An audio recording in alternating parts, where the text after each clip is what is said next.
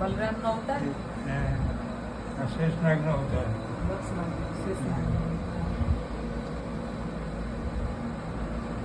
શેષનાગનો ચોથો અવતાર છે. તો એના અત્યારે હાલમાં પણ એ હાજર છે. આપણે એને શ્રદ્ધા વિશ્વાસ રાખીને જરૂર આપણું કલ્યાણ કરે. જગતના જીવનનો કલ્યાણ કરવા માટે જ એને અવતાર લીધો. અત્યારે જગતને હાજર જ છે. હા, અત્યારે શ્રદ્ધા વિશ્વાસ રાખીએ ને રાખવો જોઈએ. એટલે હાજર જ છે અત્યારે. અવતાર લઈને બરોજદી છે જગતના જીવનનું કલ્યાણ કરવા માટે. કઈ જગ્યાએ એટલે અમારો સંપ્રદાય રામાનું સંપ્રદાય કહેવાય. બાપાનો બહુ પ્રચાર કર્યો ને એટલે રામાનું સંપ્રદાય કહેવાનો.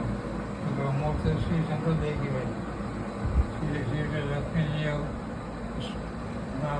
પ્રચાર કર્યો ને, સ્થાપના કરીને સંપ્રદાયની, એટલે શ્રી સંપ્રદાય કહેવાતો.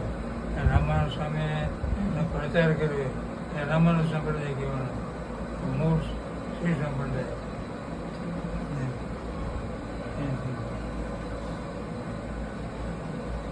એ જ્યારે પોતે ભગવાનના મંદિરે જાય ને દર્શન કરવા રાવણ સ્વામી, એ બે બાજુ બધા ભક્તોને ઉભા હોય, બોલાની વસ્તી કરે અને બોલે થોડી યતિરાજ વનરાજ અવતાર મને વિજયી ભવો એમ બોલે.